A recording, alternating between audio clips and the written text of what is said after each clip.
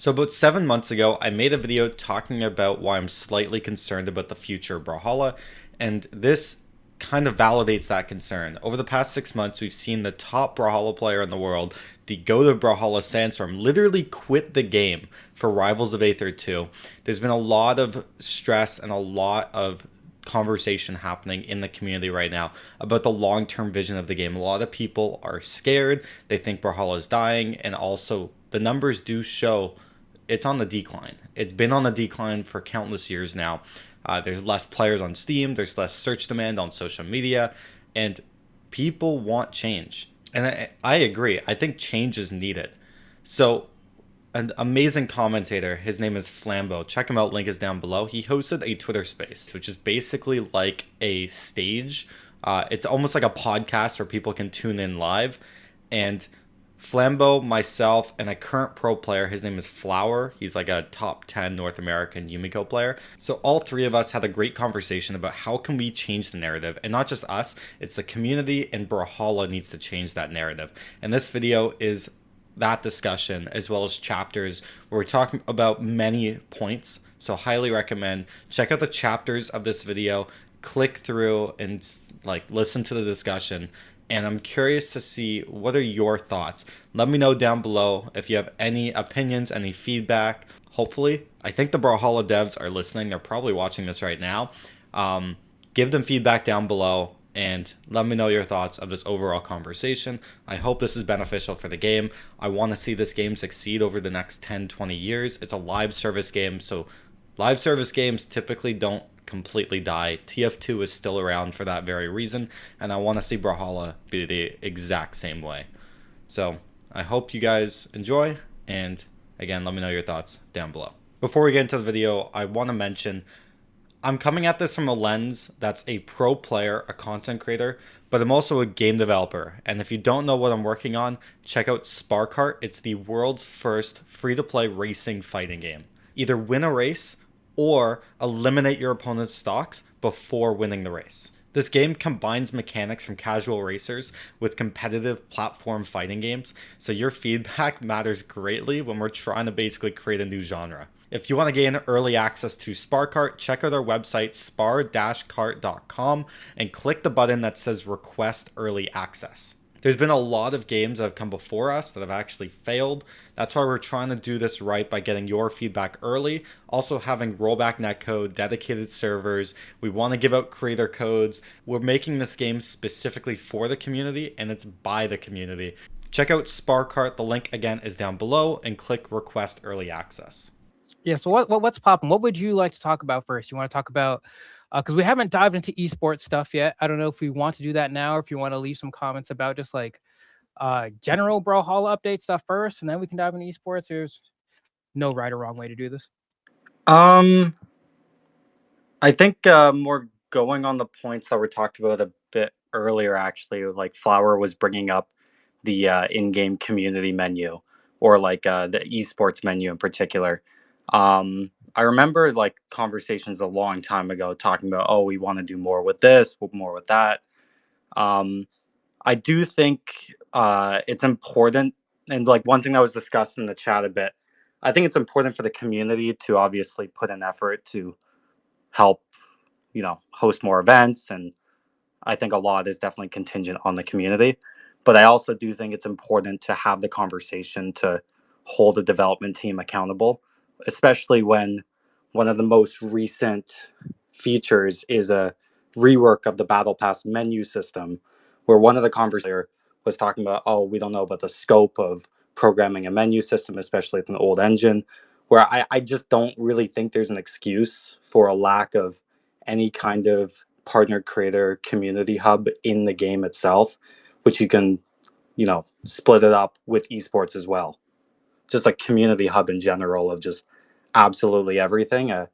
I don't think would particularly take too long to do, all things considered, with how many menus they've updated over the past couple of years. And so, what would you want this community hub to feature? Like if I was the one designing it personally, I would split it down the middle between creators and esports.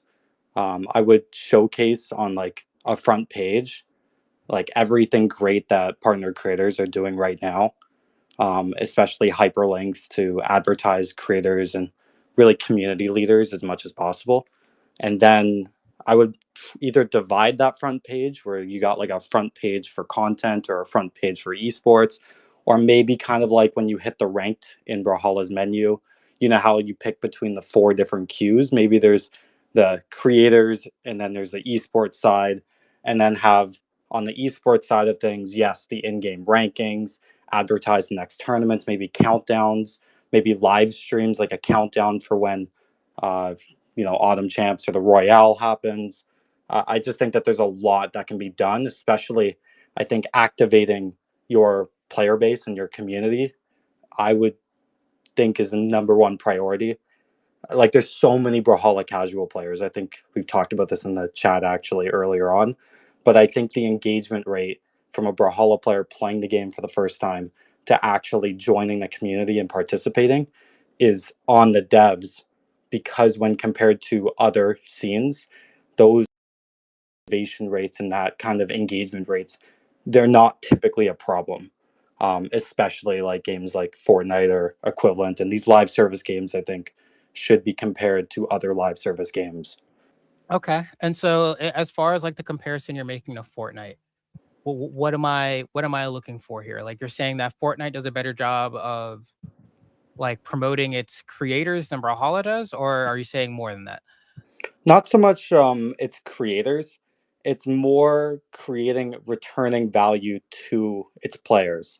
Like I think what Fortnite did with its creative mode was like magical for its game, and really being able to create things in the game as much as possible. So like something, a reason for people to play more than just the battle royale mode, or for Brawlhalla, it's more than just the competitive mode.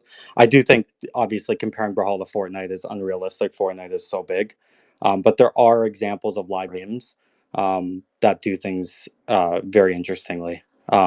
Maybe Rivals 2 is a better comparison, even though it's paid upfront, but I would consider it more live service. Um, but yeah, I also think that Brawlhalla could also pave the way for a lot of stuff, because I wish there were more live service games. I think they're going to become more accessible, but I do think they already have an esports hub. So I think something to advertise their partner creators in esports would be a good step in that right direction. Okay, interesting. Because I don't disagree with that. Um, I do wonder, is there any game published by Ubisoft that has something like that? I don't know about Ubisoft, because Ubisoft is like, there's a lot more IP there that isn't live service than is. Um, there are some like examples, like another thing which is actually brought up. So Rivals 2 has a partner creator program, and there's a lot of live service games that already have that program. There's a company called Nexus GG that handles all the partner creators and the affiliate marketing and all the money payouts and everything. I've actually talked to them directly before, and I think it would be in everyone's best interest for Brawlhalla to hit them up, or they hit up Brawlhalla, because there's like, other than like wanting more money, I think partner creators, the like how easy it is to implement, it is a lot easier than everyone thinks. Like a lot. It's gotten really easy. Definitely look up nexus.gg. They're a great company, and even Balloon Towers Defense has creator codes now. Okay. And so then for creator codes, you would want what? You put in code Cosolix or Pavelski or something, you get a discount, or maybe you don't get a discount, but X% of the proceeds goes to the creator, something like that? Yeah, exactly. Whatever makes sense, using whatever data internally they have for the best way of doing it. But really anything to support creators and to like activate a community into wanting to support creators. Because I'm much more inclined to purchase in-game cosmetics from games that where a bit of the money goes to content creators. And I would not be surprised if you were to survey a large player base, they would feel the same way. That's interesting. I feel like I'd be interested in the results of that survey, because I know for me personally, whether or not I can support a creator or not in a live service game that I play matters not to me. If I want to buy something, I'm just gonna buy it. I don't care. But like that's just me personally, you know.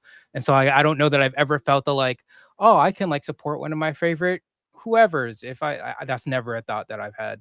But I'm also someone who's like decently stingy when it comes to money. So I'm like not really trying to spend like that in general. And so maybe that's why I have that thought process. But I am more curious about the like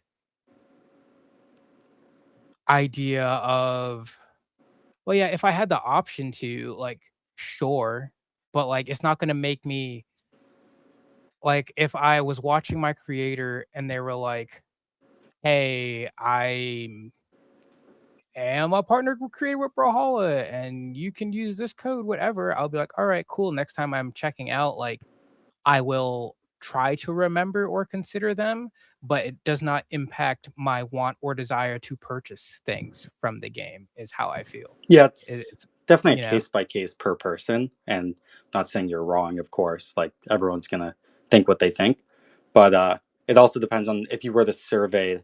It depends on the sample size you survey. Like right. Or if like where, yeah, et cetera, et cetera. like Pavelski, if I were to guess, gets over 5 million unique viewers a month, somewhere around that number. If I were to guess, in the millions for sure. And if you surveyed those millions of returning players, like I think it would be pretty high that they would want to use code Pavelski. I'm not gonna lie. I mean, I remember when I was playing Fortnite, I used code C Day in the store. I definitely did that. So that's my experience with creator codes. I feel like a lot of people did that. I think this could definitely be a good idea as creator codes. Did you use code C-Day because you watched a C-Day video and he was like, yo, I got this code, and then you went to go buy something and you were like, oh snap, let me use code C-Day? Or were you like I guess what I'm trying to determine is, would you have purchased the thing that you purchased regardless? Or is the fact that there was a creator code something that made you say, let me buy this? Do you see what I'm saying? Yeah, I mean, I was like 10 years old, so I don't really remember That's too real. much, but I definitely like C-Day a lot, and I was like, oh, I that was something that I was kind of excited about. Like, oh, I can support him. I can like give him. It almost feels like you're giving money to like your homie rather than like this kind of big like company that you don't really care about. Like that's kind of how it felt for me at the time. I was like, oh, I'm actually able to give some money to somebody that I like, you know? That makes sense. Yeah, I mean, creator codes, they're done. You know, a lot of games use them.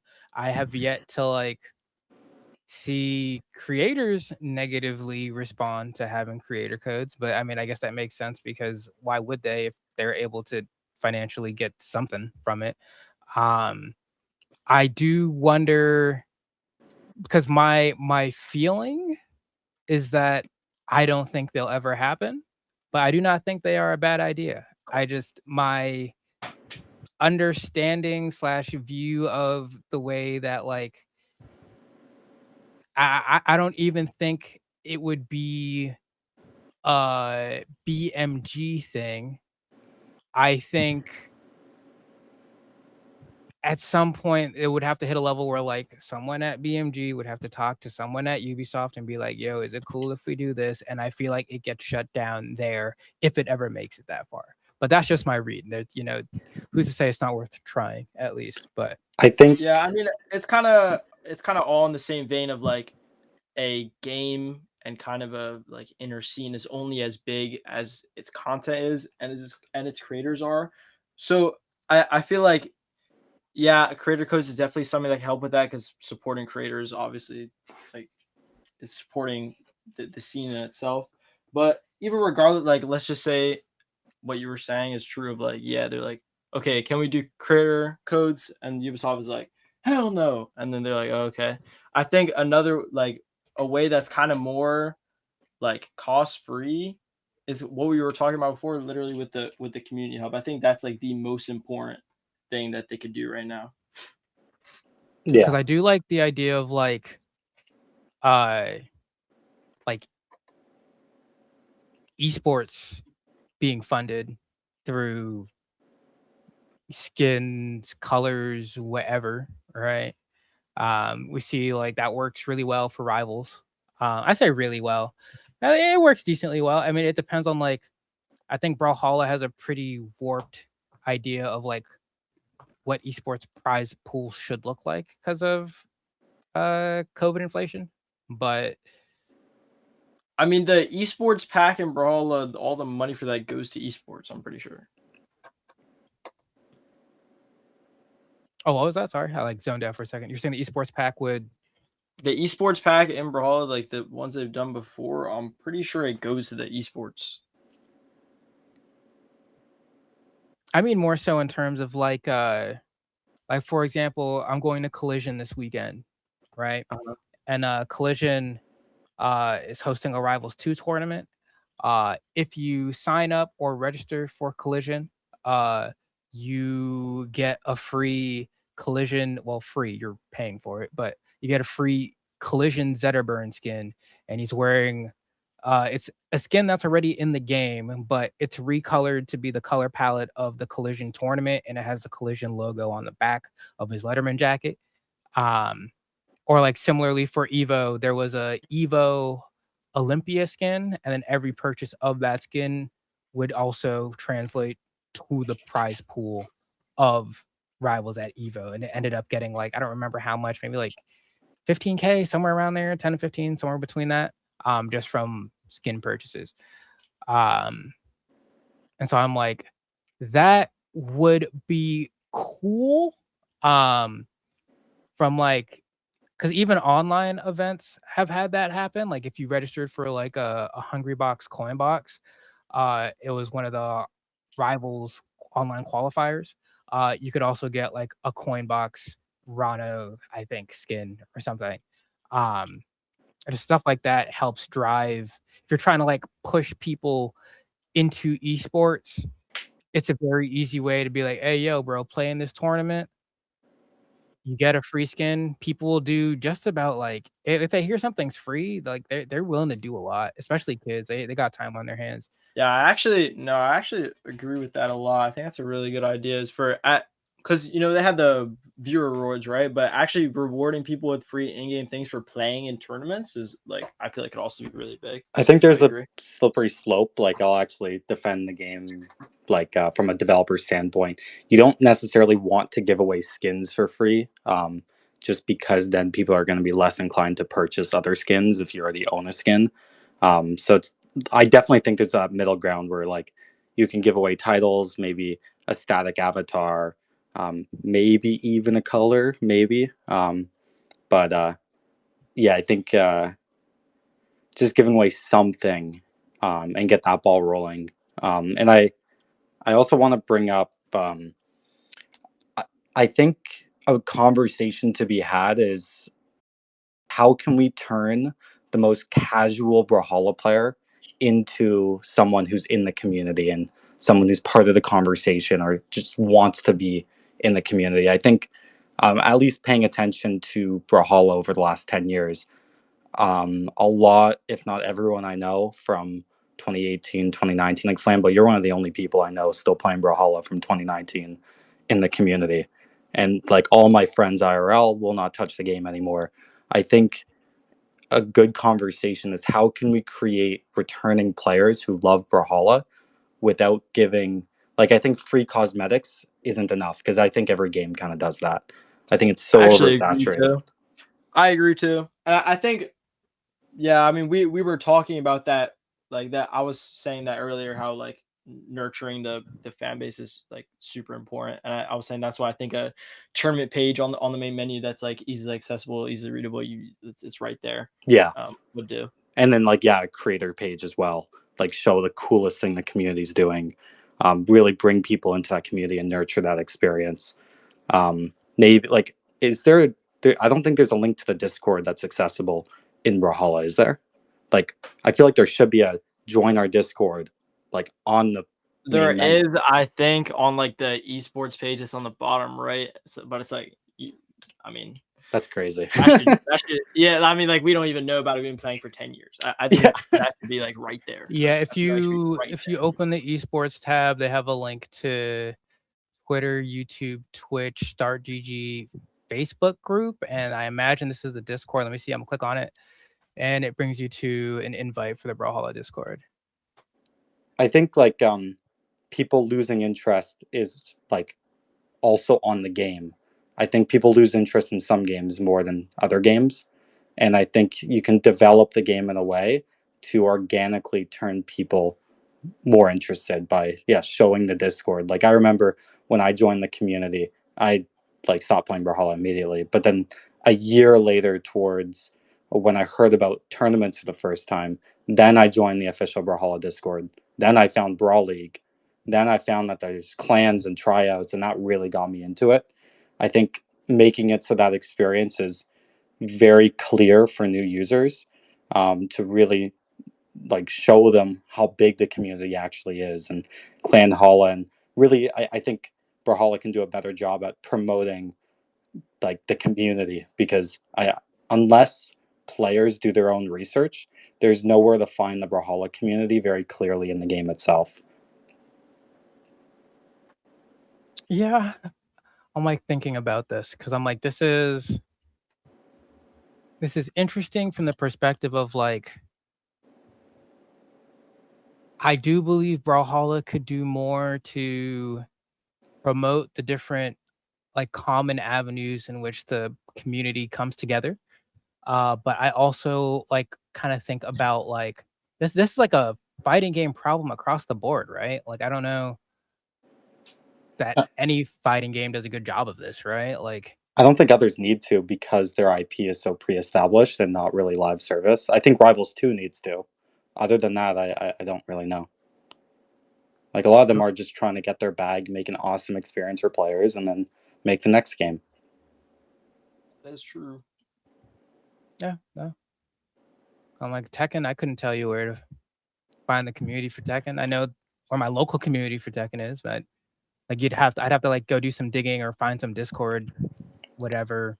Yeah. The lay of the land has also changed a lot as well since we moved away from forums and into Discord channels. I think community in general online has been a little bit weirder to access, but that's a different rant, I suppose. Like guilds and clans and stuff, like that's the like I feel like that's the biggest thing to me to push. I think know. that I agree that can also be very, very big, is the guilds, and they are working on that obviously, so we're gonna have to wait for that. But then it's just like what I worry about is like I love the people that I know and have met at BMG. They're all extremely kind and they all love the game. I haven't met someone like on the team that doesn't like love their job or love what they do. But what I worry about is like guilds and clans have like all this hype built up effectively, right? Where it's like, I think the players have been waiting for so long that their expectations, I'd argue rightfully so, are like pretty high of what this feature will like ultimately look like when it's out, right? And I feel like they're going to be disappointed. I don't want them to be, but I feel like they're going to be. And I feel like it will be the kind of thing where it maybe launches perhaps a little bare bones and then slowly over time accumulates more of the features and things that people want. But I fear that people are going to like expect a lot out the gate because they've been waiting so long, and then when they finally get it, have it not meet their expectations, and then be like, what have y'all been doing for the past however many years? And I don't, the answer is going to be like working on other stuff or this feature, and it just took that long. But it like the average consumer of Brawlhalla does not actually care about the response to that question. They're just upset, you know? So it's like, I don't know. I think if they're very honest, like just say it's an MVP work in progress and we plan to add more in the future, and then actually slowly add more. Like you don't need to do this all in one patch. It's a live service game. They shouldn't do it all in one patch, in my opinion. It's more of like the communication and like roadmaps behind it, right? Because like we don't really get roadmaps in Brawlhalla, right? Like at the Rivals of Ether 2 panel at Evo, Dan Fernacci, the creator of Rivals, sat down and he was like, these are the plans for what we're going to do in 2025, and these are the things we're trying to target. This is what we plan to do and how many characters we plan to release in 2026, and here are the things we are planning for 2027 that we will hopefully be able to meet at that time. But like, at least everyone is able to get a clear idea of like, okay, so we're going to get 4 different characters in Rivals 2 next year, some new mythic skins, some updates to tutorials. These are all things that you're able to at least like have an idea about. And then like, if they're not able to hit the mark, then they will probably say something of like, hey guys, we know we said we wanted to like have this feature out by this time, but unfortunately it's going to take a little bit longer. And then your expectations, while you're maybe like upset a little bit about it, you're like, well, at least they're telling me, and then you're able to shift expectations to the next deadline, right? I feel like Brawlhalla lacks anything like that, right? And so like, for example, when they drop the hey, we are working on cutscenes, right? Yeah, exactly. East, right? They're like, hey, we're working on cutscenes. And those cutscenes were rough, right? I mean, they already got railed enough, right? But really what they're trying to showcase is less that like, hey, these cutscenes look really good, and more so the fact that we have the functionality to do this within our game's engine and capability is something that we are working on. Isn't that exciting, right? But I don't think it's just, it looked so rough when they showed it after already feeling like as a consumer you've been in such a drought from meaningful updates and content that I think most people looked at it and were like, bro, what the fuck is this, right? And it's Yeah, so I mean, cool if they were it- just like, hey, we'll see, we're working on cinematics, you know. But yeah. What's the point that you're making? the point that I'm making is that like with Brawlhalla you don't know about anything that's going to happen, right? Like, we have an idea about guilds and clans and cinematics, that they are something being worked on. We have absolutely no idea when to expect that they'll be here or how far along the pipeline anything ever is, right? Or like, similarly, you know, when it comes to, you know, balance things, even, for example, there's a lack of communication and transparency, I think, about like what the target or the goal even is with changes that are being made. Sure, there's like little, you know, tips in the patch notes about like why they changed some of the things, but there's never more base level conversations about what Brawlhalla as a game is supposed to look like from the developer's point of view. You're kind of like piecing it all together. And so the TLDR is, I would want to know as a fan and player of Brawlhalla when shit is happening or expected to happen. If I could hear like, oh yeah, we're planning on releasing one character every season, then I'd be like, oh shit, it's the fall. Let me go see who the new character in Brawlhalla is. Instead, you're just kind of like on this never ending loop of, you will just get the updates when you get them, I guess. And I don't think that feels good for anyone that's a consumer of Brawlhalla. I agree, and I want to add to that example of the Brawlhalla like story animation feature. I think actually would have been a good feature if they didn't actually implement it in the battle pass. I don't think any of the negative social media branding that happened because it looked terrible would have happened if it was like the image render tool and it was just a tool and they showed it off as a tool for people to create things. And like, I don't think they should use that as an example to say that we shouldn't communicate on what we're developing because you might judge it in the moment. I think things should be transparent, but I think the communication needs to be a lot better to avoid negative branding like that. Yeah, I think also what Cosolix says is right. It's like if that was released as a tool rather than like an actual cutscene, like that definitely would be better. But also like using that as an example of like we shouldn't communicate to you guys what we have like going because you guys didn't like the cutscenes. I don't understand at all because the cutscenes are like people didn't not like the cutscenes because they were cutscenes. They didn't like them because they just looked absolutely and utterly ridiculously terrible, unbelievably terrible. I like And it's like if they release it, it's like when they showed it off initially, like I was like, oh, okay, that's like a cool concept, you know. Like I when this gets in the game, it's gonna be better, right? Like that's what I was thinking. I didn't think they were gonna release it like that exactly. Like it's about making like a good product at the end of the day. Like the communication is key, like we we're talking about, but like just because you release something that's obviously not good, and people say that it's not good, that's not them saying that you shouldn't communicate to the community what you're trying to do. Um, I think that's definitely important to say. Yeah, which, for transparency's sake, there is no one at BMG was like, we're not talking to you anymore because of the response to cutscenes, but just an example of a time where perhaps they maybe missed the delivery there. Um, and just to answer Sparky's question, so are there fighting game patch notes like that? Uh, yeah. Yeah. Maybe it depends on the game.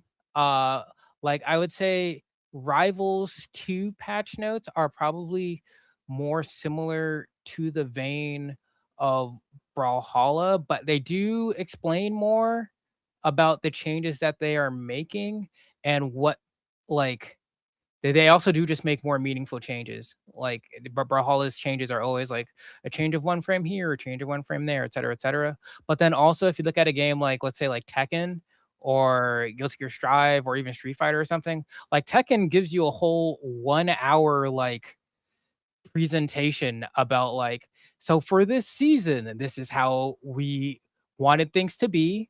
We maybe missed the mark a little bit here, but here's how we're going to change things in the next coming season. And this is what we want the game to be like from a design perspective. Brawlhalla doesn't give you anything like that, right? And so, like, I think one of the big frustrations about being a Brawlhalla player is I think every Brawlhalla player has an idea of how they believe the game should be. And like that ultimately is whatever because everyone's going to feel differently about that. But like it's another thing if the developer says, this is what our vision for the game is, here is how we are trying to target it. And then as a consumer of the game, I'm at least able to be like, yeah, no, they hit the mark there, or no, they missed the mark.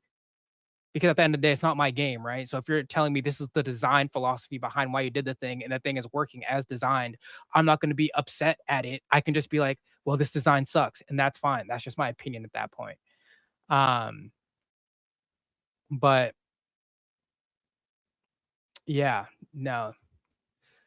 But otherwise, like, it doesn't have to be like for like every specific change or anything like that. But they have like dev talks about it because that's the other thing, right? Is that like other games that are like fighting games will at least have dev talks about balance in general. Which I think at this point the community has burned the balance team like way too much in Brawlhalla. I don't know that that's ever gonna happen. They got harassed way too much and death threats and shit. So like, I get it, but it doesn't help. I agree. I don't disagree. I want to get your two thoughts. Like, I think we've talked a lot about what, like, as a developer, what we would do different, and I think there's a lot we agree on. Anyone joining late, definitely recommend listening, especially the last like 30 minutes. I want to get your two thoughts. What do you think about reducing prize pools and subsidizing community LAN events? Um,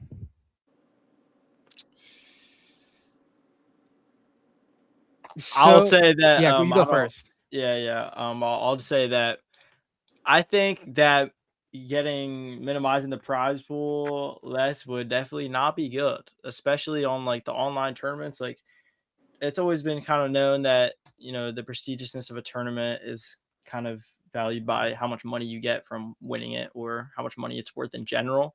So I think a tournament being prestigious is definitely like a big part of esports in general. If you're talking about LAN events, like maybe you don't want BCX to be worth that much money, so maybe you only get whatever 10K for winning, and we can use that money for other lands and stuff. I think that would be cool.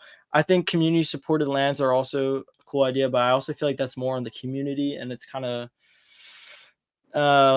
BMG's hands are kind of tied there. I think the kind of Brawlhalla community perspective in terms of community lands is like we need to rent out a big venue. It needs to be cool. I don't agree at all. I was hearing about like this melee local in Virginia that it was just hosted like in a local bar, and like they had like a couple setups, like 20-30 people came, and it was just like a fun little chill time. I think stuff like that can definitely happen more rather than like taking the money from the major prize pool and putting it into these community lands. That's how I feel. Yeah, I agree with you with online tournaments. I think the prize pools are at a good amount right now. I don't think they should be reduced. When it comes to the in-person like major LAN events, like I think the mid-season championship could have been reduced, and I think a lot of that extra money. I think like the community needs to host more locals. It is on the community. I will say, as someone who's hosted locals for like over 10, almost 15, maybe more actually, I can't even remember.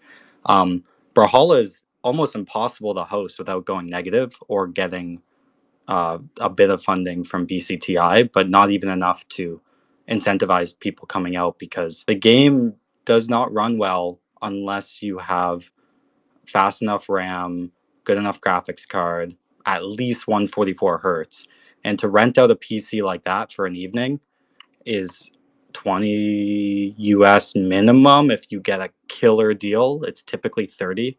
And like I don't think the Smash community would go to locals by if they had to pay $40 just to put $10 into the pot per entry, or I guess $35.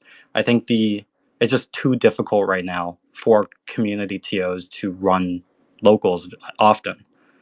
Players aren't going to show up if it's over $30 for an evening.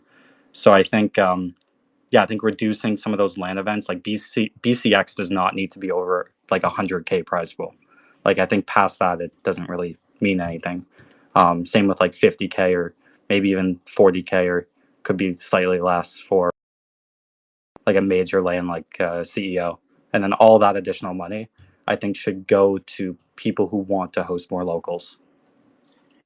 Yeah, I think that could be true. That definitely could be better spent. But I mean, just me personally, obviously, I'm a competitor. I like to get more money. But even before before I was good, and before I even thought I could win, like BCX in 2022, going to that Atlanta event, and like the winner gets $50,000. I thought that tournament was so much cooler because of that than B6 2023 or B6 2024. That's just how I feel. I think that the events are cooler when there's more money put in them. But yeah, I think it's definitely true that you could use some of the money from the lands to be put into the community lands. I think that could be important. Yeah, I don't know. I feel like it's like because when you say locals here, I have to like attack some terminology here, or attack maybe not the right word, just clarify. Because in my head, when I hear local, I think of like weekly. Because Yeah, I'm not. So you're saying probably. like weeklies or like bi-weeklies, Sure. and then like I don't know if maybe regionals, but like usually a lot of these terms that we use in Smash to describe like the size of a tournament often scales either with the amount of entrants or the amount of like talent regionally that is available. And like I do believe that there could be a world where like Brawlhalla locals are a thing. I just do not know that I am existing on like that timeline. Like I remember years ago, uh Toast and I and a few of my friends tried to host a local weekly in Boston for Brawlhalla, and we stopped doing that shit real fast because no one gave a fuck. Yeah, I mean, No one came through. No one yeah, wants to come through. Like I don't know. How much I was your entrance, and what year was it? So this would be pre-COVID, so probably 2018, 2019, somewhere around there. Mhm. And then as far as entrants go, less than 10, like maybe 8, 7 or 8, something like that. How much did it cost per person? I think they only had to pay venue fee, like $10. I think Honestly, like, this is unfortunate, but I think because Brawlhalla's net play is so good, and you like most people don't lag, I honestly think that people don't really care about going to LANs as much as other fighting games, and that's unfortunate because obviously I love LANs, but I feel like a kind of a better decision for the game, we play harder into the online culture of Brawlhalla in general. Like I think maybe instead of like maybe the idea of like taking some money from the LANs and putting it somewhere else might be good. Like I think maybe taking some money from BCX and putting it into the online tournament prize pool could be good.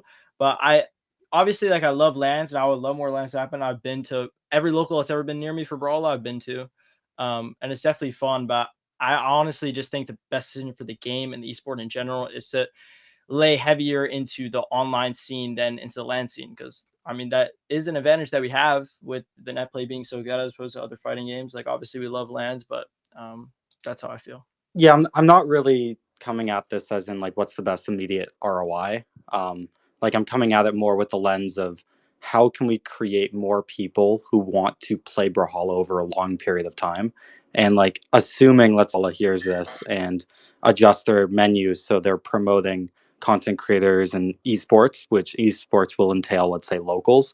I think an in-person experience is the best way to connect with an audience. I think it like as things in AI, things are going to get more digital and everyone's in their own bubble. I think in person, genuine connections with people is something really special. And I think there's a world for more of these to happen and for them to happen all across the world and for them to happen affordably and frequently.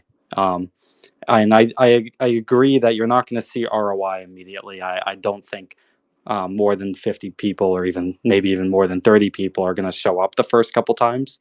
I maxed out at the Toronto Brawlhalla locals at around 25 to 30 back in 2019 personally.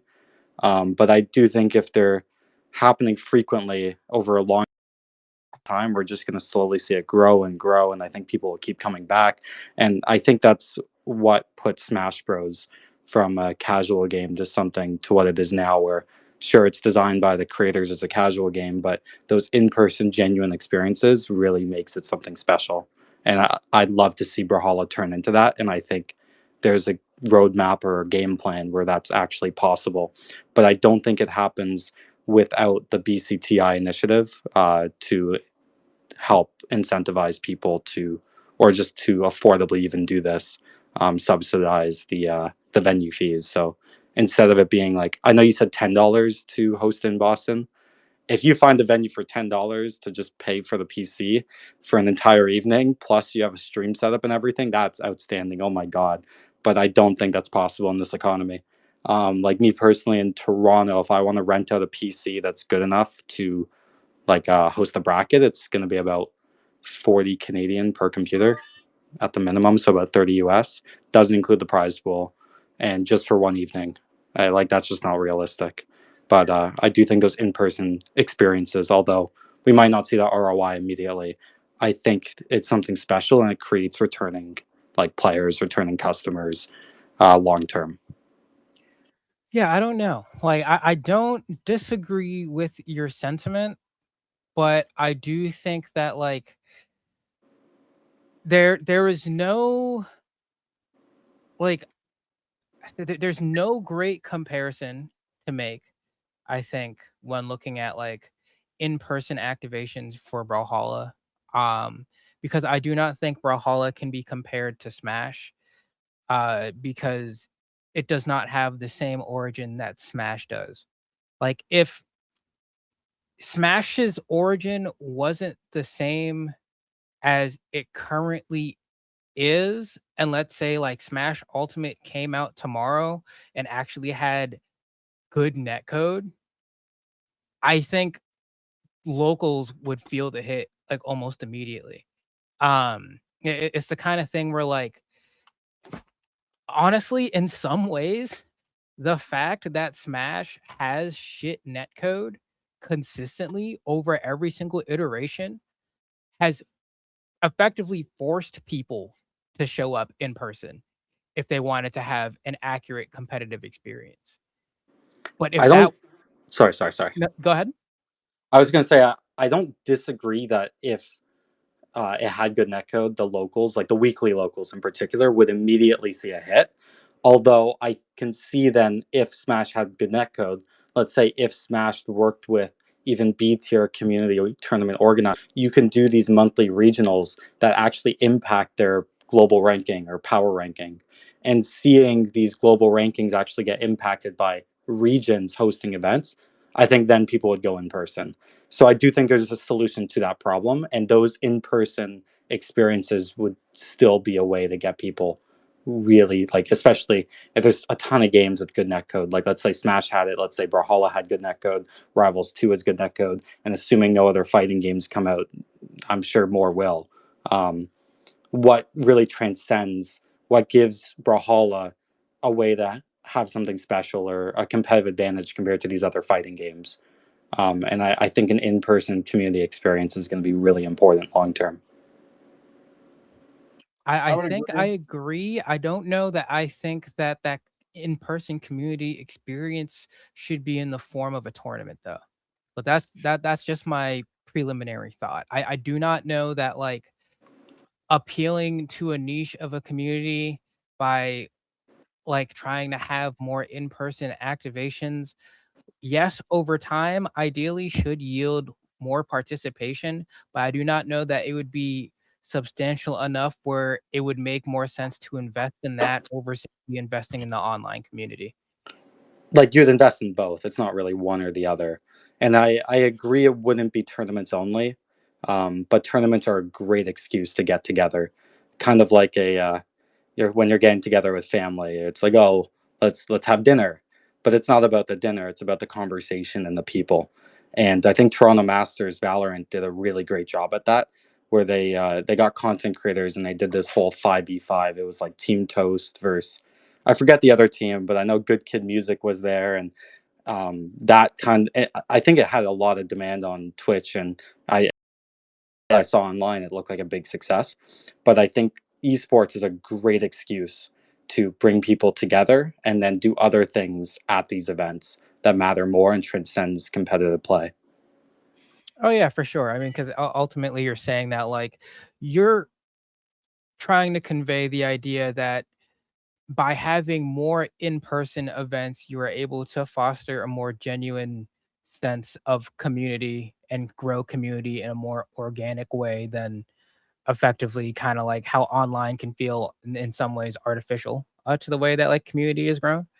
And so like your what's the word I'm looking for? I guess proposal is something that you think would work to help effectively over the long term increase the effectiveness of just in-person turnout, right? Um, Yeah, and it's not to profit immediately. It's to create a special experience for players that make them want to keep playing Brawlhalla and want to spend money on Brawlhalla long term. I I think that's valuable, and I think they can definitely do both. Like what you were saying earlier, of nurture the online scene, nurture the LAN scene. But I also feel that nurturing the online scene should be, I guess, they should be doing that a bit more than nurturing the LAN scene. Like for reasons we already talked about. I think, um, obviously they shouldn't do no lands and fund no community lands, and but I think definitely they should do that. But I also just feel that the net play's so good. The community's online. Most people don't want to go out to a tournament. I mean, it's not worth for them to go out to a tournament. Um, the community lands are definitely important, but I also feel like that's more on the community. I feel like BMG's hands are kind of tied. You talk about some things that they can do to help, but I would rather see that go to um, online tournaments and things that they can do to nurture the online scene more, like we were talking about with the in-game tournaments page being more visible and stuff like that. That's how I Yeah, feel. like if I was at PMG and I go into my next workday, that I agree with you 100%. The stuff you can do online is the stuff you can do immediately and quickly, assuming menus shouldn't be a problem 10 years later. There's been a lot of menus been created over the past year, especially at the UI redesign. So I feel like it could get done pretty quick. Um, I do also want to say chat is having a great conversation about making consoles more optimized to run more community in-person events. Yes. I think it's possible. Although one thing I would add to that conversation is Brawlhalla originally came out on a PC. I think on PS5 you can plug in a keyboard, so I think it's okay. No idea if there's still input lag, but it's definitely difficult to build a community over like through a platform that only a segment of your audience can actually use to to play the game. I'm not using a PlayStation controller. I tried. The position of the analog stick sucks. So like I'll play it casually. I'll go out because I love Brawlhalla that much. But if I'm someone who uses Xbox, who I am, and I'm a more casual player, I'm not going to go to a PlayStation LAN. But if it's PC, then everything's supported. So I think that's one point. I also think PS5, I think you can go up to 120 hertz, 120 FPS. I could be wrong. So I'm kind of curious why the game really struggles on that platform from what I'm reading in chat. And yeah, like it is, I think it's on the devs and the community for all of this that we're talking about. Just want to make that clear. Yeah, no, it's interesting because like from the dev standpoint, right? Like I I almost feel like I don't know. I don't know. Like land stuff is cool. I feel like I'm going to support the stuff that's already there and not necessarily like I don't know. So I guess if we want like more in-person lands, right? Um, then it's like the lands themselves have to exist, right? And then those lands can be supported. Um, but then there would also need to be like a reason to support these lands in a substantial way. Like not to say that like they shouldn't be supported, but more so like if we have a land that garners 20, 30 people, that's like a decently sized land, I guess, all things considered. But if we wanted to count for PR or something, then it becomes another question of like, well, is that worth giving resources to? Probably, but like how much, it's like weird.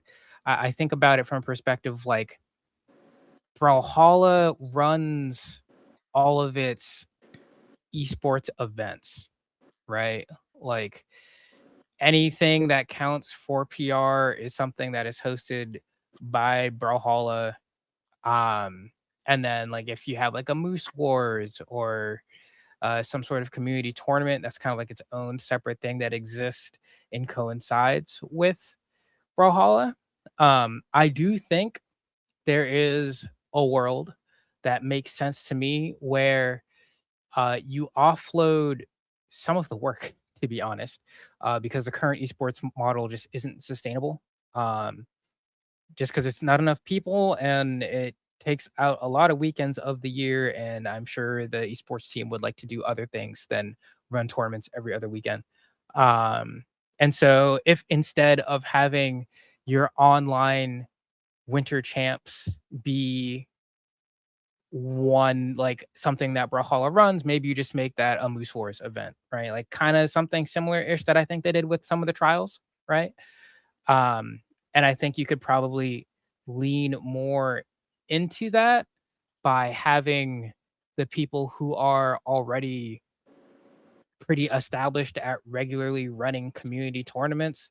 You could just have their tournament be the official thing and then have less of your own official things and then, kind of run it from there. But I don't agree. Sorry, Flower, you go. My bad. Yeah, so I don't I don't it's of my opinion that I don't think that we should shift the esport to community to more community ran. Like I don't like for the trial events, that was a mess for a bunch of reasons. Like it was streamed on all three regions were streamed on different Twitch. A bunch of the VODs never got uploaded.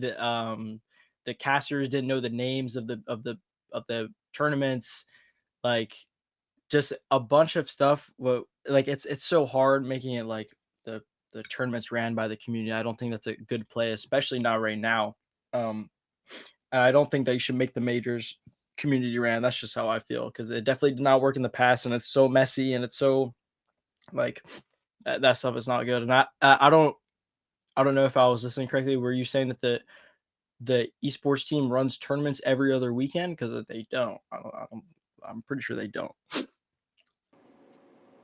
Yeah. I mean, hyperbole for sure, but like at least a third of them in a year. Like I agree with Flower to a degree. Like I don't think the online like championships, like seasonal championships, should go anywhere. I think there's a conversation to be had on how can you reduce expenses while still hosting those events. Like I don't know if you need to fly out commentators or the commentators can be online. Still get paid, of course, but online instead, kind of like the pandemic. But I do think, like Flambo, I agree that I think a lot of the consistent, like the benefits of the system last year, where there's major tournaments every single week. Um, I think that can be offloaded to community TOs and giving it like a B tier status or something where it still impacts rankings slightly. That to incentivize these community TOs and to make players want to compete in tournaments. Um, yeah, I think there's a hybrid. Like, I think it would be very interesting to see Brawlhalla take a bit of a risk going into next year, and maybe doing that where just community TOs are hosting big enough tournaments like Moose Wars, where it does impact the North American power rankings, maybe very slightly. And I'm sure it's going to be a very complicated equation. But yeah, I'd like to see that next year. More tournaments and a bit of a risk where supporting these community TOs in a way where these are actually technically official tournaments in a way. I would argue that not having in-person commentators, don't know if that's what you're alluding to, or just solely not flying out non-Atlanta people, would make for a worse or a way worse product. I think the viewing experience while watching the live stream will be slightly reduced, 100%. Do I think it's going to impact viewership directly, especially long-term viewership? Maybe very slightly, but I think that there's ways to switch that around or like create even more demand. Like I know we've had the conversation of player cams, making them, I don't know about mandatory, but making them at least optional for players to turn on their camera, maybe even mic while competing, so that they can build their own personality and brands. If you did online seasonal majors and then let players turn on cameras and mics while competing, that would be pretty crazy. I don't know about mics. I could be completely wrong about mics. That could Yeah, open the Mike's def Pandora's not box. happening. Yeah, Mike's yeah. def not happening. At least camera. Like I really don't mind how it was ran over the pandemic, and if you're trying to save money to host more tournaments, more events in person, maybe even more online tournaments, like I would rather 2 online majors because of online commentators than 1 online in-person commentators. That's just me personally. We've I been think open to the idea of face cams, but players solely just don't want to do it. yeah, okay, to be honest, with the mics thing, I think you're saving my brand by not allowing me to have the mic on the thing. But I think also the cam stuff as a player, like I'm not gonna lie, when it's top 8 and it's like 6 p.m. and like I got my shirt off and like I got like a little bit of fucking like sauce on my like I don't really want to be seen. Like I can understand, and I think like I think kind of a substitute for that in regards for like growing players' brands. There's I think they definitely it's in the right like sphere of like I feel like they can grow players' brands differently. Like hosting players on Twitch when they win. We've talked about this a bunch. Putting the players' Twitches in the names of the Twitch stream, that they did that for the Royale. That was really good. Player analysis, like the prospective in the beginning of the streams, is really good. Having more interviews in general. I've always thought that like they could do like they don't even necessarily have to do an interview of like, you know, they show it during the actual stream. They could literally hit up like the top 5 PR in all 3 regions, like 2 or 3 weeks before the tournament, and be like, yo, whenever you can, just get these questions done and, you know, put it on cam, use your iPhone, whatever. I think even having that would be good. I think I've heard, this is the word around the block, that Pro Series is never coming back, but I think Pro Series would be really cool again. As someone who's been in both Pro Series, I think they were really fun events for the players, but I think it's more for the players than the audience. I think Really? yeah. Because I feel like that's like pretty significant in like building player brands, having a whole like pro series of like, this is my team. Oh my god, Boomy's team is doing this right now. They like talking to Boomy The like truth, on the bro, stream. I'm gonna tell you the truth. The truth is you're not gonna grow your brand very big with a live stream in the moment. You're gonna grow your brand with VODs and videos that are they tell entertaining stories and people watch them on YouTube because the entire product is very like emotional and meaningful and impactful, and that's where you see the most viewership. You see it in the sets, and they tell a beautiful emergent narrative. Yeah, I think that's true, but also like the pro series, like, and actually regarding that too, having like the Meet the Pros interviews uploaded to YouTube, I felt was really cool. Like it created moments like when Luna was like, "Yo, I made Sandstorm quit," like that, like kind of like running out throughout the whole Oh, I community. agree. That definitely helped like build Luna's brand. I think that definitely like made a storyline, like made him seem like the villain. I think having stuff like that is like very important. I would love to see more Meet the Pros and more interviews like that uploaded Yeah, to YouTube. a lot more Um, storytelling I think can be done. I agree with you 100%. They could have done like a whole thing like turn like I think Brawlhalla Esports could turn into Von Decay or just hire Von Decay. If you're listening and you can hire Von Decay, please hire him. But I don't think they can. I don't know if they can, but that dude, he's awesome. Shout out to Luke and yeah, the Yeah, Bond is great.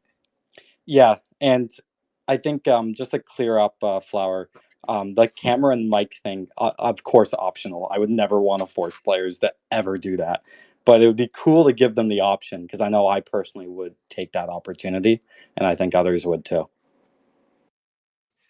Yeah, so it seems like we're already heading kind of like in that direction. So I guess we'll swap over to the topic of esports. Is it dying? What's going on? What's happening?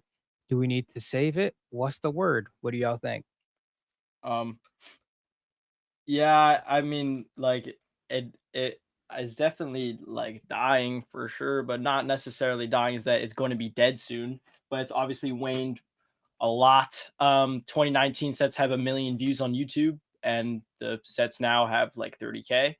The Twitch streams used to have like 70,000 on, now they have 5K. It's definitely gone down. And almost everything I've talked about so far, I feel would help the esports. Like the in-game tournament page with the PR. That was one. The main if they could like just get rid of everything I'm saying right now, that's the only thing I would want included. Like that's my biggest point. I would love to see an accessible page, right? Literally like right under the ranked button, like tournaments page. You go there, you make it cool. I think that would help significantly in terms of promoting the whole idea of esports to the casual player base, and it would also serve to help the creators, and that would serve to help this. You get it. That would be very important. Also promoting individual player brands, or I guess more individual player brands with hosting players on Twitch after tournaments. They can do that. Um, what we were just talking about of like stuff like I mean, Cosolix said Pro Series isn't how we ran, whatever. But having like the Meet the Pros on YouTube, having more interviews uploaded, um, stuff like that. Promoting individual, and also like the in-game ranked leaderboard with like the player, the character iconics of players' names. That would also help player brands. Stuff like that, I feel would help the esport significantly. Um, And so why do you feel like the esport is dying? I know you mentioned that like viewer counts are down, I guess, on like maybe some of the VODs. And then like is there anything else? Like what how are you defining when Brawlhalla Esports is dying versus thriving? Like what how do you notice the difference?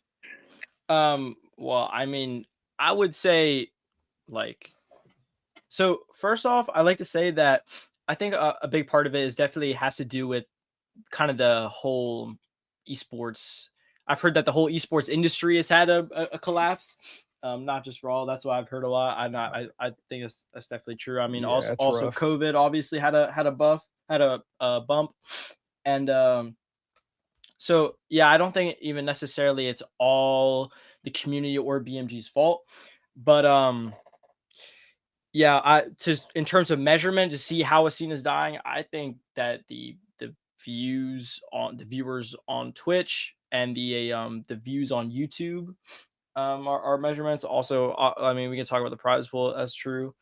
And also, I'd like to say that I hear this thrown around a lot, is that like people, I say these things that like they can have the in-game tournament page, they can help promote players' brands, and I always hear like, yeah, but the players can do this too, and I think that's true. Like the players obviously should be doing their own thing. I'm just saying things that would help promote the players' brand, something that BMG can do to help. And it's obviously not all on BMG, and it's not, you know, I'm not like you guys need to promote the players' brands completely. I think just doing things to help is definitely significant. Like, why not use the advantage you have as a company that massively supports its esports to do stuff like that? You know? Yeah, no, it's interesting because I feel like Brawlhalla Esports. I feel like when people think, and I could be projecting here, but this is when I think about Brawlhalla Esports and the amount of time I've been involved in it, right? I think people say the goated era is probably like when maybe starts around, depending how far back you go, people will like drop like, LDZ, Remy era of stuff. But I think probably most viewership probably exists in like Boomy, Sandstorm, Phazon, Cody, Travis era. Yeah, Is that right? yeah. Right? 2019. Yeah, we'll say 2019. Which I like to say like also I feel like the amount of orgs in the scene also matters in terms of measurement of like how big a scene is, because like we used to have a bunch of orgs, but now we only got like Luminosity for Sandstorm only, and like PR1 is like signed to shit mix bar esports, and I mean, I don't know if we ever had a lot of orgs. What are you calling a lot of orgs? Like, I mean, we had like, we had well, I mean, I'm not too clocked in with stuff, but that's what I've heard when I was talking about. It's like we had Tempo Storm and stuff like that, and Liquid was in Brawl for a while, and yeah. There are definitely more different orgs, but I also don't think orgs is a good metric. I think orgs are not profitable, and 99% of the time a bit of a joke, and I'm glad players typically get the better end of that deal. I'm not saying orgs like the Brawlhalla orgs right now. I'm talking about like tier 1 orgs. Even like Wildcard back in the day, like people thought they were tier 1 org, and then they treated Wrench terribly when things ended. I'm not going to go into detail, but yeah, a lot of the tier 1 org is also just fake. It's just marketing, branding, whatever. But I also want to say, I think Brawlhalla is actually bigger now than it's ever been, but I think its returning audience is smaller than it's ever been. There are way more Brawlhalla players in the world than ever before. It does not compare to 2019 or 2020 or 2021. There's always more Brawlhalla players. The viewership Pavelski and Egg Soup get is absolutely crazy compared to what it used to be. When I posted back in 19, I'd be lucky to get 5 or 10K views after 24 hours. In 2020, it definitely jumped up. Like I would get like 30, 40K, and so would others. Everyone was online. So the returning player base actually came back because everyone was online, didn't really know what to do. And Brawlhalla had a great new weapon that came out, and the tournaments were super hype at that time. So it all kind of just clicked. But I do think Brawlhalla players need a reason to come back and play Brawlhalla again. There's just so many players who stopped, and it's not great when your favorite players like Sandstorm, Boomy, and like Pavelski's still doing his thing, but like I grew up watching LDZ and stuff like that, whatnot. But like I want to see Sandstorm and Boomy want to come back and play Brawlhalla, and like it's a bit on the community. I think it's the developers obviously have more control over that and the updates that are created. And I think if there's creator codes, I would not be surprised if someone at least came back. But I think really trying to create a big enough reason for the community to all want to play Brawlhalla again. Make everyone hype. There's so many Brawlhalla players around the world. Like a lot of people love this game, but it's been the same game for a very long time. I think the most interesting thing to happen was the Valhalla rank, which was now like 3 years ago. That's crazy. There's a lot of like codes being given out, but it's to new players. Like I don't think that many people care about cosmetics when there's cosmetics in every single game around the world. Like why care about Brawlhalla cosmetics over Fortnite cosmetics? But I think something more meaningful and like a content update that is more interesting could really change things. But yeah, financially incentivizing these creators to come back to lead the charge, creator codes, of course. Yeah, like I think it would be really good as a community to like ideate and think about like what are ways to make everyone who's ever played Brawlhalla before want to come back and play Brawlhalla. And I think that's going to save both Brawlhalla and Brawlhalla Esports. Interesting. Because I think I agree to some capacity. I think there's part of me that's like, because I guess my thesis is that if you make the game more appealing for everyone to play, you're going to have a larger esports scene as a result, right? And so, like, you don't even necessarily have to target esports because you will just get those I mean, people as a result of getting yeah. everyone, right? Here's the thing though, like I kind of disagree because Brawlhalla is already like a really big casual player base. I mean, I'd be seeing like videos on my like Instagram reels that just have like 800K likes and stuff like that, or like a million likes on TikTok. Everyone I've ever talked to at my school like knows what Brawlhalla is. They're like, oh yeah, I played that game once, and I just played with my friends. It was pretty chill. I feel like it's more of directing the casual player base to the esports. I think obviously it is correct that like more casual players would, I guess, technically translate to more esports, but I feel like it's more about directing the casual player base to esports in general with what we've talked about before. So you're saying people need to be shepherded into esports. I didn't say that properly, but shepherded into the esports scene is what you're saying. You're saying people need more direction to know that esports is a thing and it's cool and that they should want to do it and et Yeah, cetera, et or cetera, right? even being shown that there's like the option to do that, right? Like what we were talking before, the in-game tournament stage. I'm saying it over and over, but I genuinely think that would help a lot. Like the in-game tournaments page that's right there, right under ranked. Promoting the player brands, like showing that esports is something that you can do. Um, I also think they could do stuff with guilds, like where like they implement more comp in guilds, like having these guild battles, like guild tournaments. That's always all stuff in the future, and it will depend on how guilds looks when it's in the actual game. But that could also be interesting. I think Pavelski actually, I think he hit the I think this thing's like nail on the head, but I think doing something maybe not so much too much tied to esports, because I know a lot of people like the current gameplay of Brawlhalla, even though that's very debatable. Um, I think doing something that makes people's jaw drop, I think is really cool. Like I think new weapons is a good example of big reasons to bring the community back. Everyone wants to try the new weapon. Like there's a reason why when a new weapon is announced, that goes viral every single time. So I would look into that as an example of what can the game do for a content update that makes things really interesting. And like, I'm not saying Pavelski was right in this idea in particular, but I think his head's in the right space for give every character an ultimate ability. Like, I'm not saying they should actually do that, but I think the thought process of what would that look like, it builds curiosity. It's very similar to like actually making content on YouTube of how can we make people say, hey, I want to try that and pick up Brawlhalla again. And sure, that's a short term value for the player base. But if that short term value is then when the main menu is organically bringing people into the community, join the Discord, check out partner creators, type creator codes to support these creators, check out esports, and this type of advertisement for the community being a lot more accessible.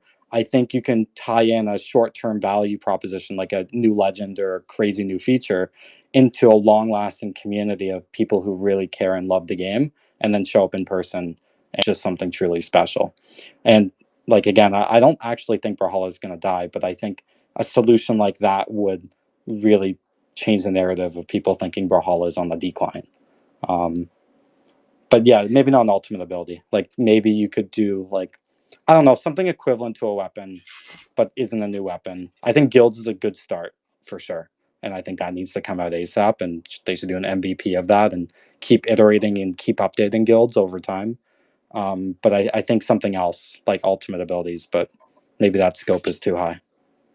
Yeah, right. Because I think the idea is like ultimate abilities honestly would be really cool, right? Like whether or not they end up being a casual only thing or like it graduates to being a competitive feature somehow or something, right? Like it is just something different than what everyone has been used to, but also like at the end of the day, when people play games like these, they find a character, they find their SIGs, they're like, wow, that's cool. This is the button I press that makes me do the cool thing. And then they press that button a bunch, right? And then people are like, oh my God, they're SIG spamming. But realistically, it's just the coolest moves your character has. That's why they're called signatures, right?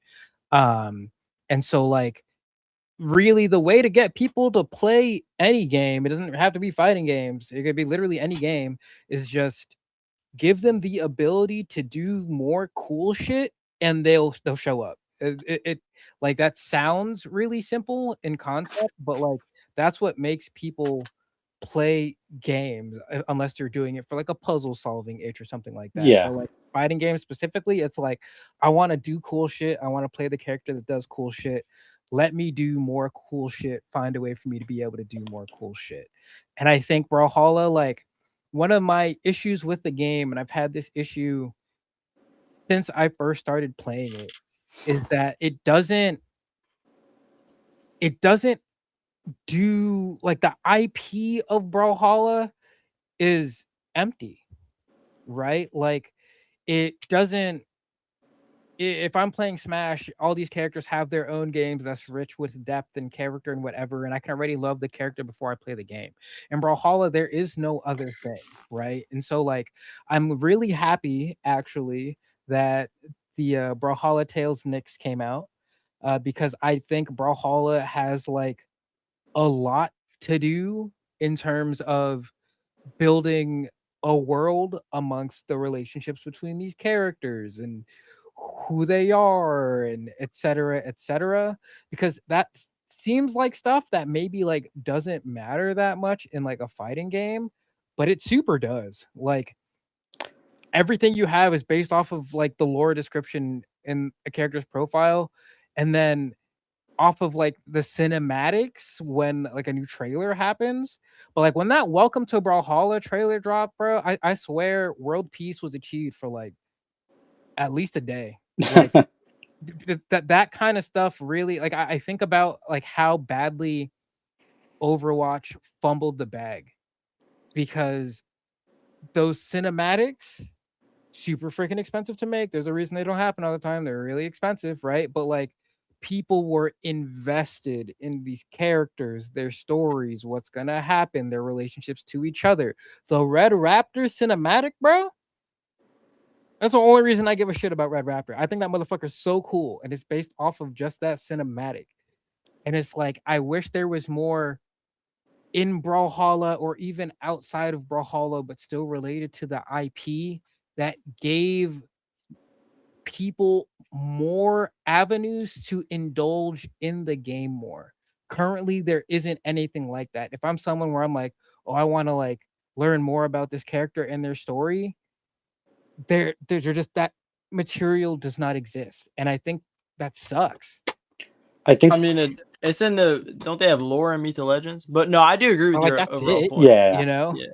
I think there's like two really good points you made there, and the first one, I do want to clarify an opinion. Like, I don't think more content is the answer. I think better, higher quality content is the answer. Where like the features being implemented are for everyone and not for a portion of the player base.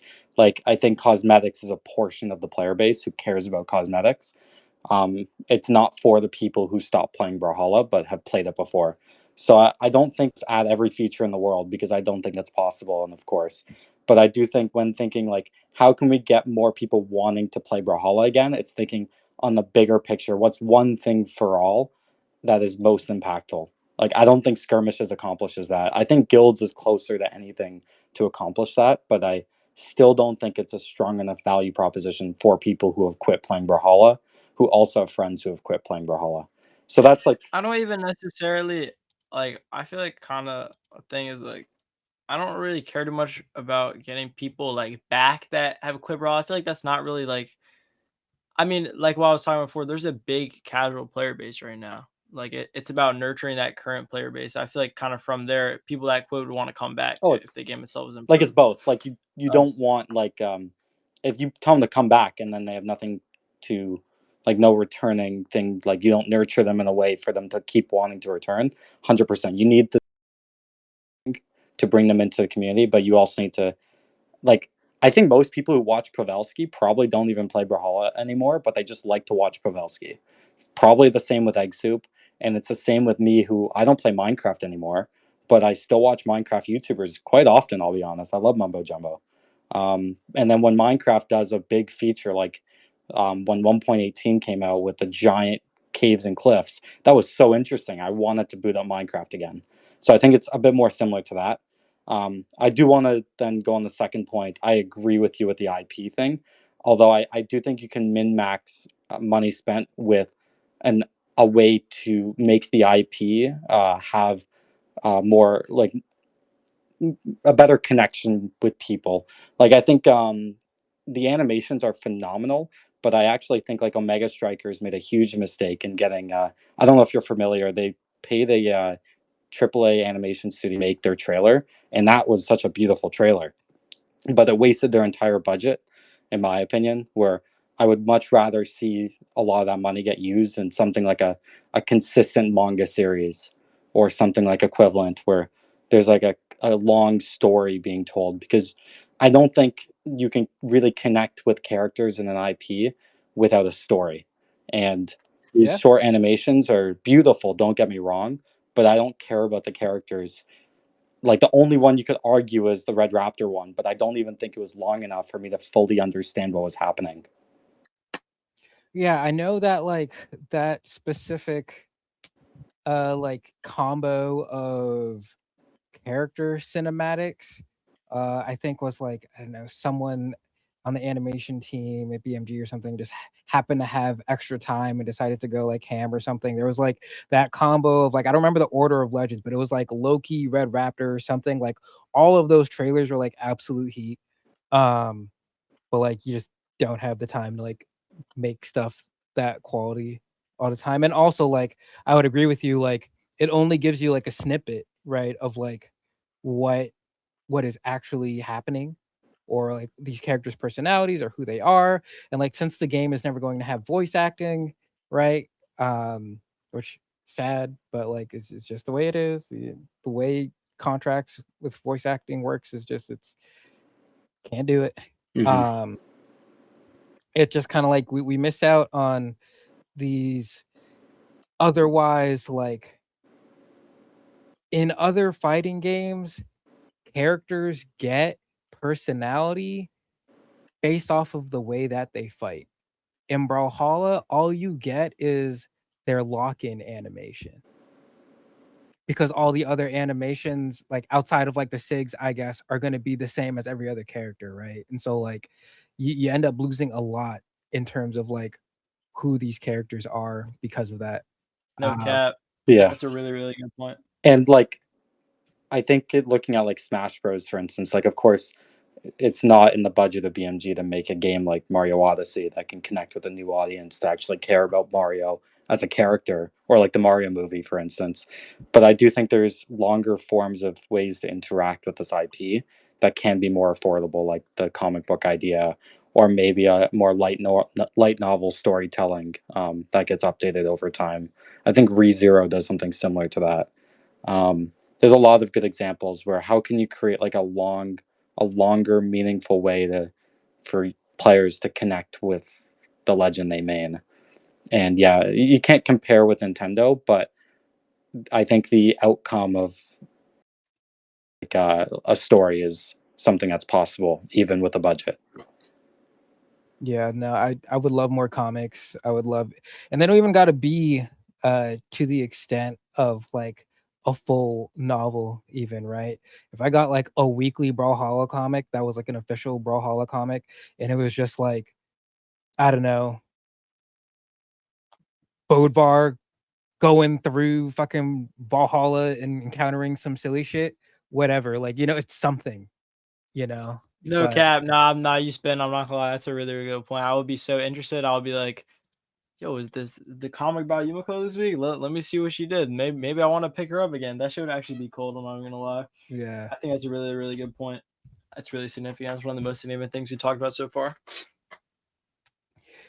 And so then other thing I want to talk about is that this is more of an idea that I've had for a while, and I've told Foda this, and I don't know that like it would ever be something that actually happens, but I have always pitched this idea that like, and then this is my opinion, y'all can disagree with this, but like I've always hated the way weapon throws have worked in Brawlhalla.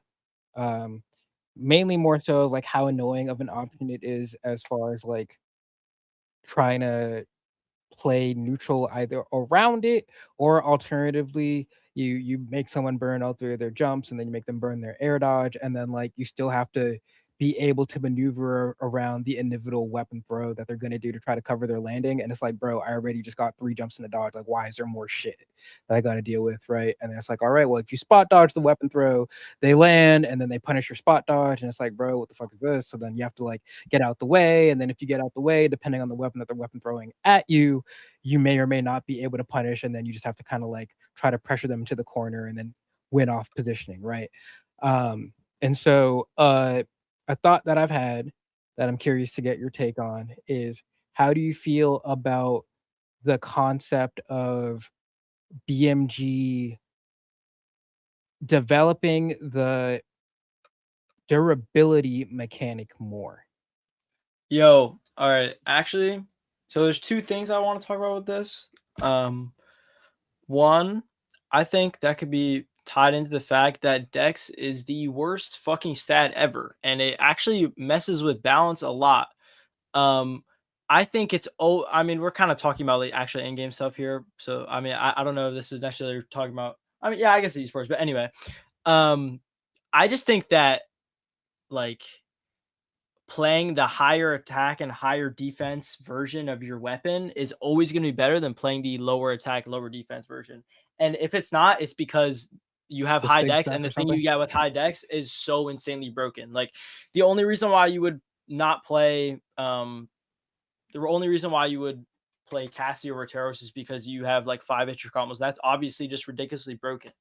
Like they should have dex be something that's like actually something useful or something that's not completely broken. Like Dex is ridiculously terrible. And I think if they fixed and balanced that overall, it would help balance the game a lot.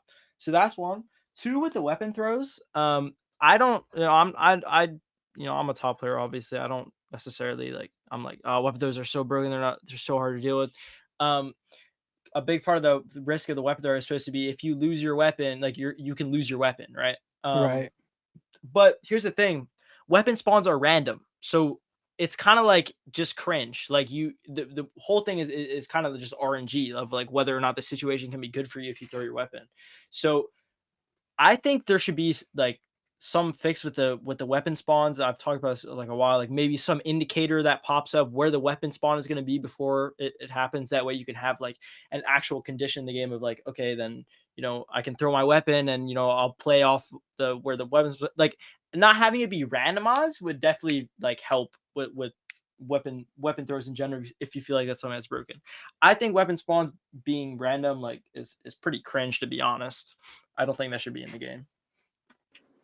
Yeah, I agree. The only thing I would say to this is like, I think the people who care about this is a very, very, very small portion of the audience. So, like, I'm not saying that they shouldn't do this, but I would be very inclined to like seeing it be iterated on in like an experimental like way or branch of the game or something like that.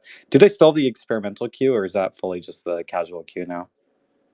I think It's unranked. I don't know if it's also like kind of in the same vein. I feel like it's just having gone. I think experimental is gone. Yeah, it's turned into unranked now.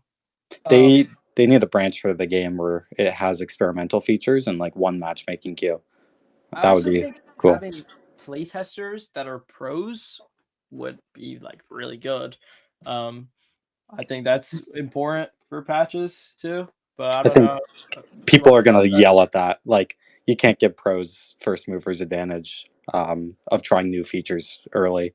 Like, I'd let everyone try it out, but maybe make it slightly difficult. Like, Yeah, that is true. yeah, There is a pro on the QA team. Or yeah, I think former that's pro. Yeah. capped. I think. Yeah, like I do think it'd be cool to have like a playtesting branch of the game where like you go into Steam and just pick the beta branch, and then every ranked is locked, everything's locked, but you could play one matchmaking queue that's completely random, and just to try out new features, just to replace experimental. And I don't think what we're talking about now is something that I think the team should really do immediately. Like, it's not the thing that's most important, but I do think I agree that the deck stat and weapon throws can definitely be looked at as like the first couple things to iterate on. Yeah, no, I feel like Dex is one of those things where it's like I don't maybe I'm also just like pessimistic or something, but I'm like that has been something that has been so consistently complained about and talked about as being a useless stat literally since the day I started playing Brawlhalla, that like I've just assumed that nothing is ever going to happen to it.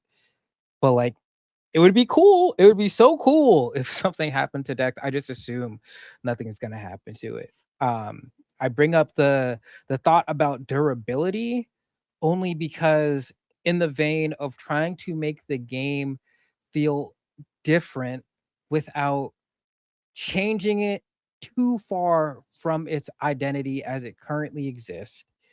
Durability is something that already exists in the game, right? It's not something that like you can see what you take 150 damage, you get disarmed or whatever, right? While you're holding that weapon. And I'm like, that's something that already exists and is in the game. Why don't we push that as a mechanic more? Right, that's Right. what I'm saying, and that's what I was saying. I low key didn't tie it into what I was saying, so my bad. But I'm saying that like I was saying that yeah, that would be cool if you could have like weapon durability. Like the higher your dex, the more durability you have on your weapon and stuff like that. I think that that could like make dex more important, and also talk about what you're saying, like, yeah, what you're saying. Okay. That's interesting. The idea of higher decks. Cause like, yeah, I don't know how to fix decks, right? Like I think that's like there's part of my brain that I'm like, maybe just remove the stat altogether. But then like it just like I'm sure at this point there's so much tied into the way that like legends are programmed or something that like I don't know. But like I don't know what the solution for decks is, because what ends up happening is that like you have these characters that have really high decks and it changes virtually nothing, or you have these characters that would like be so good if they had 1 or 2 more points of decks and they just don't, and so it's sad because now you have like this really cool character that's just like not viable past a certain point, right? I guess at the casual level it doesn't matter because you're not going to give a shit about decks if you are playing in a Wendy's parking lot. But like for the people that are really into the competitive stuff of it, it's just like kind of sad because then you just don't get to play this really cool character because like certain true combos that are true on like every other character just aren't a thing. And so here's another thought, because I'm of the thought of like I think it is very useful to kind of talk about things we want to see in the game, what kind of changes we want in the game. But I also think it helps more to be specific about the types or kinds of changes that we would want to see, or at least like show up in experimental or be played with or something to help give direction to BMG in terms of like, oh, this is something that could be received positively. Because I feel like it's one thing to say like we need to fix decks, and another thing to then provide how you do it, right? Similarly, like if we're like, oh man, the game is stale, we need to change something about the game. It's like, all right, well, what do you want us to Right, change about it, right? And I so like understand what you're saying. that's why I'm Yeah, like, all right, maybe play around with durability. Maybe if your weapon breaks when you throw it at someone, it's a critical hit or something. Or alternatively, like another thought I had, I don't know, like a couple months ago, which I'm like, I don't know how good of an idea this is, but it was just an idea that I had that honestly wouldn't change enough about the game, but maybe in combination with some other changes could be really cool. Is I was like, well, what if characters had a super stance? And the super stance does exactly what the stances in the game currently do, but instead of taking away one thing, it takes away 2 stats from one thing and puts 2 in another. And that's just it's super stance. You unlock it, get it character to level like 30 or something. At the end of the day, like you're gonna pick and choose as the developer what those stat points are going to go into to make sure it's not like broken or something, right? But at Yeah. the end of the day, it will make it so that there are other legends that maybe never get a chance to be played because maybe they have like fucking 3 defense or something, but now they get 5, but they lose like 2 attack or something, so they have like a more Yeah. even stat spread. I think Something that's I an don't know. interesting. I think that's an interesting idea. Definitely, I can see a bunch of ways where that would go wrong. Where like now, I mean, like I don't, what about for characters with like base 9, for whatever stat? Like what about something for like Zol? Like what you have a super stance for Zol, he gets 11 attack now. Like would Well, I it be mean, something well, like that? that's why I'm saying you pick and Or it choose, caps right? So for out. Zol, you would probably take the 2 away from strength, and then you could Right, put it right. in like, Yeah, no, I think that's a cool idea. I can also see some like Dex things being broken, but I think overall the idea is cool. I think other stuff, that's definitely cool. In regards to stuff like Dex, I think what we were talking about, your weapon lasts longer. The durability of your weapon lasts longer. Maybe weapon throws do more damage, something like that. Your weapons are faster, or something like that. Um, maybe like I heard this was an idea I got from Witty. He was saying that like maybe you make chase dodge more important on characters with Dex, like maybe something oh, you that have would be cool. yeah, you have more invulnerability on chase dodge or something like that, or maybe your chase dodge is faster, stuff like that. That will make like more reads possible on characters with higher dice, because chase dodge in ones right now is like kind of useless in most like cases. So I think that could definitely be cool. I think it's a good way to also like fix the problem with Dex without having to rework the entire set. Making it somewhat impact chase dodge would be actually very interesting. Um, I do want to say, like, a lot of these ideas, I think they might help, but I don't think they'll impact the bigger picture to make Yeah, Brawlhalla like really esports exciting. yeah, we've kind of went away from like the Yeah, yeah, esports dying in general and talking about like kind of like certain things in the game competitive right now. So yeah, I'm not yeah, of insinuating course. or saying that this would help the whole overall esports scene, but this is definitely like a gameplay improvement that would I feel help the gameplay. But Yeah, I do think like if we're gonna like take away from this, and if I was Brawlhalla, what I'd want to hear, like I think there's at least I think there's three like big things that would change everything. Number one, I would talk to Nexus.gg and get creator codes in the game. Number two, I would think of a really big change that would make players who stop playing Brawlhalla want to play Brawlhalla again. Like one idea that came to my head while just talking about this is, what if you can have more than 8 players in an online game? And I think that would be huge, especially if you can go like if it's traditional game servers, the networking isn't holding it back. yeah, I think they actually wanted to do. I remember at BC, one of the BCXs, Bodo was talking about like, everyone say we're gonna do some voice lines right now. Everyone say green team. I was like, green team. They're adding green team, and Yeah, that they never never added happened. that. Yeah, you're right. Yeah, I think that would be cool. Yeah. I agree. And I also think low key that like this stuff we're talking about with Dex is like making Dex affect chase dodge and or making Dex your weapons are fast. So whatever fixing Dex. I think that would, if we're talking about bringing back big players, I think like that would probably bring back a good couple of players. yeah, so we could add that to the mix too. 100%. And then last but not least, of course, the new player or returning player experience to get them into the community organically needs to be way better.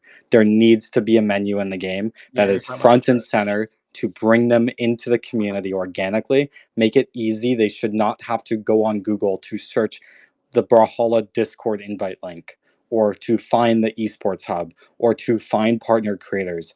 If I'm a new Brawlhalla player and I want to follow Brawlhalla creators, I don't know where to look in the game itself, and it is a very easy change to add, especially because these creators are partnered officially. And I'm not even part of them. This is not to advertise myself. I could not care less about my own brand. I want to see Brawlhalla succeed. I love this game. It's my favorite game Yeah, ever. And like, I think these are three things I do think it is more on the dev side of things. Obviously, these three things. Like, sure, I want the community to host more events and for community TOs to do more LANs, and I would want more community game nights. I don't know. You get what I'm trying to say. Like, of course, the community can do Yeah. better. Don't rely on the community to change. Be the change, because that's how this the narrative will change. I don't think this narrative of Brawlhalla is dying or seeing the player base decline. I don't think you can rely on the community to save that. You need to be the one to advertise the community to even create that as an option. And yeah, the three things that, or I guess three and a half of the Yeah. Dex thing, I think that will just change everything. Yeah, I agree completely. I think the main thing, if like the main thing for me is the accessible, easy to see tournaments page in game, like what they have right now, just putting it like under ranked or something like that. A button that's easy to click. You click there, and it has the in-game PR, has community tournaments for this weekend or whatever, has the majors, then it has the content creators like and stuff like that. Yeah. That is like that I would love to see that. I think that's something that would help significantly, and I think that's the most like this would be the highest priority. Yeah, That's how I I agree. And it's something that can be done immediately. Like, I don't think there's an excuse why something like that cannot be in the game by the end of the year. I don't think there's any excuse in the world, because they're menus and they've been redoing the menus for years now, and there's been new menus to pop up constantly. I don't like I think now is the time for things to change, and I think this is a great conversation, and I think we're all on the same page. I agree. Yeah, no, I know menus are a little trickier, but they can figure it out. I know this like last UI update was in the pipeline for a while. I don't know, something about trying to be synchronous across like the different platforms, mobile, etc. Makes, I guess, some of the design work and stuff around the UI a little bit trickier. But like, yeah, no, I personally, I just want to see who has the highest ELO in game. I know. Yeah. I want to see. Yeah. I Have want the to see who has in-game the rank highest leaderboard. ELO. Like, why can't I see that? Why can't I see Yeah. like what legend they're playing? It would be great if I could get to a point where I could see, are they actively playing right now? Can I spectate Can I their match, spectate them? etc., Yeah. etc. But like, Completely. that kind of stuff is stuff's cool. Yeah. At the very No, least, that's it's what I'm cool. saying. Yeah. It's cool, and like even regardless of the fact that it would help the game significantly, like I feel like everyone just thinks it's cool, like regardless of that. But anyway, I feel like we're all on the same page. Does that conclude this space? I think, unless if there's anything the two of you would like to talk about, feel free to throw it in. But otherwise, I think I'm good enough to close it up. Yeah, no, I'm about The finished. the only thing I'd like to add to this is, if long term it is a problem that Brawlhalla is in an outdated game engine, I'd like to see something happening in the background to bring it to UE5 or whatever game engine is easiest to port to. Like, I think something similar to what Valorant's been doing, where they switched from, I think it was their own engine to UE5. I could be completely wrong.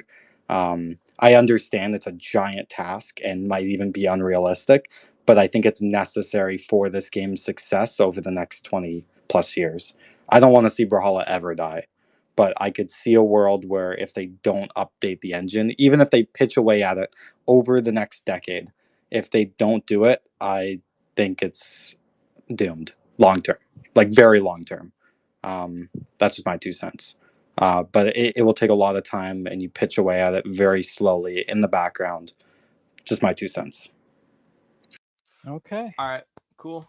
Yeah, That y'all can feel free to sign off and head out. I'm probably just gonna scroll through some of the comments on the Twitter space because I haven't looked at it at all, and so like I should probably do that because I see Luna drop some stuff here that I oh, probably take shit. a look at. And Wait, so let me see. let's see what Luna said here. These are legit things I take just off my head. There's so much potential and so many more things I could write, but here are these that I wrote. Let me know if you agree. Let's see. Brawl devs aren't as responsive or consistent with patches. The meta became stale. The Brawlhalla Twitter is lame, and someone else that actually knows how to market and post needs to be in charge of the account. I feel like I'm looking in 2008, looking at some of these posts. Ubisoft partner program needs more incentive based off what I've heard. Reworks need to happen to characters or mechanics. What is stopping them? Bindable C-stick options. Sandstorm has been saying that. Them easily winning on chakrams without it being nerfed, and Greatsword in BCX 2020 tournament in-game game mode, and then some like can buy in with coins or something, and rewards for hitting a certain elo. Literally give some mammoth coins or something inspired from CR and Trophy Road. Can we get another chest with exclusive kins? Like, what the fuck? Yeah, actually, I like to talk about a couple of things here. The bindable C-stick, I feel is like pretty important for a fighting game, especially. The chakrams thing is honestly pretty ridiculous. That's why I was saying earlier that having pros play test the patches is important. Like, because how can that happen twice? Greatsword in BCX 2020, like that being in the game was utterly ridiculous, and the fact that it happened again for a Royale and for Springs like is just so insane. That should not happen. So that's what I was saying earlier with having pros play test the patches. The tournament game, moding game, we were talking about that earlier, Luna. Like, yeah, we all agree that would significantly help the game. It's just a matter of the fact that like if they can actually do it. And I also agree with more rewards for hitting elos and more incentive for players to play more ranked. Other than just like the prestige and stuff like that. Even having like we were talking about this, like having this was like I was talking about this a while ago, but just kind of incentive for like ranking up and also playing the game where like maybe you have like an exclusive skin for a character if they get level 100. That's probably super hard to do, but like that would be lit. Anyway, that's all I want to say on that. Yeah, I mean the only things I would target about this is reworks are cool.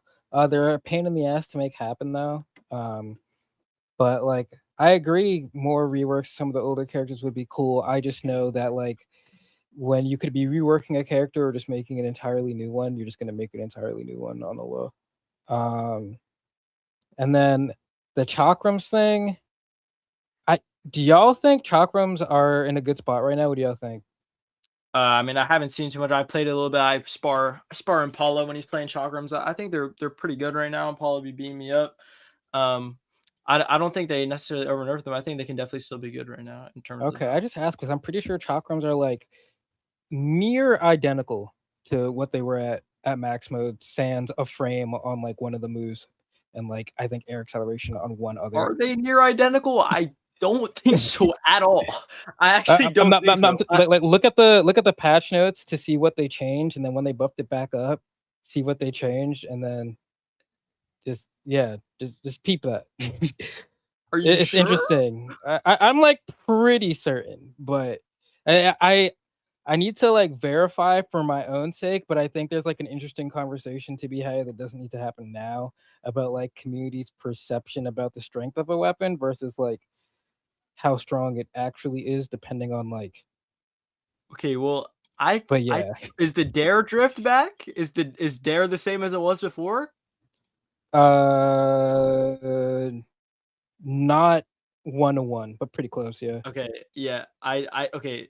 Like that's just something to look at. That's just an aside. Yeah. I mean, I have looked at it, but I would just. I mean, I would definitely say as a competitor that it's not like it's placebo that something like that is broken. I mean, there's just no way that like I don't want to be. I don't want to be. I'm not gonna be mean, but there's just some things that would not be happening if that was the case. But yeah, I want to say that like I think chakram, the idea of like a weapon where you can switch modes, I think is a very interesting hook mechanic. Like I think it's a cool idea.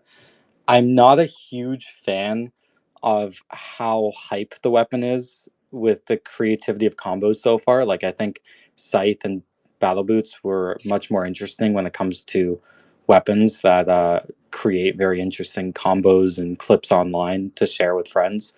Maybe there's more to come and people just haven't really discovered it yet.